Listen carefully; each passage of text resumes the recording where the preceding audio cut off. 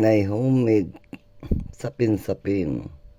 Pangalaman na yan, yung nauna kong gawa ubos na. Pasensya na kayo sa boses ko at bagong gising. At nagkaroon pa ng yung aking lalamunan dahil nakaamoy ako ng hindi ko alam kung Clorox yun or may halo siyang yan, tapang. Sakit sa lalamunan.